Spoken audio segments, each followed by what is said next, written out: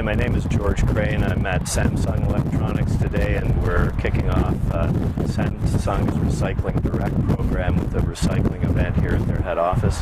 And it's Earth Day today. It is Earth Day today, and it's a cold one. I'm surprised it's not snowing, but there's lots of e-waste out there that needs to get taken care of. With the life cycle of electronics these days, it's becoming it's the fastest growing waste stream now in the industrialized world. So just explain, what is e-waste? E-waste is anything with a power cord or a circuit board or a battery in it that is no longer viable for someone to use, and it has become waste. And what's the worst part of products that say are 10 years old, 15 years old? There's a lot of hazardous materials in the product, specifically in the CRT tubes. There's lead in the glass. In some of the computers, there's obviously the batteries. And in later products, there's mercury bulbs.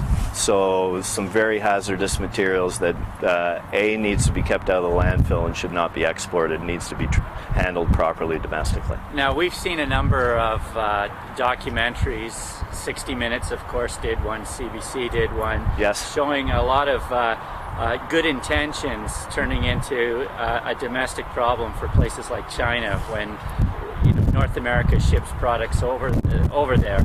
Can you tell us how you're going to handle the products you're going to receive today? Well, what we do, we have machinery that was specifically developed to handle e-waste in Europe over the last 10 years. Europe has had a legislative process to handle e-waste for a number of years, and they really don't have landfill space in Europe. So they've had to develop different processes and machinery to handle this material. So we imported that technology and brought it to Canada, put it in Barrie, and what we're basically doing is we're taking this material and pulling the hazardous materials out and separate the valuable commodities, both metallic and non-metallic, and using those as raw materials back into the system. It's a closed loop system. And closed loop meaning it stays in Canada?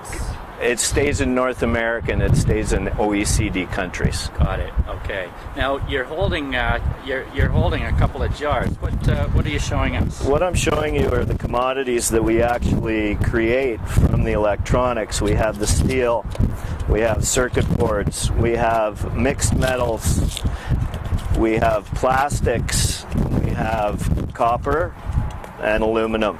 So there's a lot of valuable resources that go into these electronics. This is the energy we're pulling out of the ground today, and we need to be able to recover this energy as a society to make it sustainable. So it's a great feel-good story as well. It certainly is. It's what we should be doing.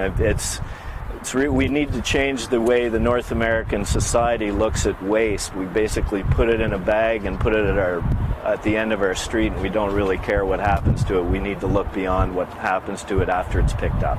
Well, that's great. Well, thank you very much, and You're happy welcome. Earth Day. Thank you.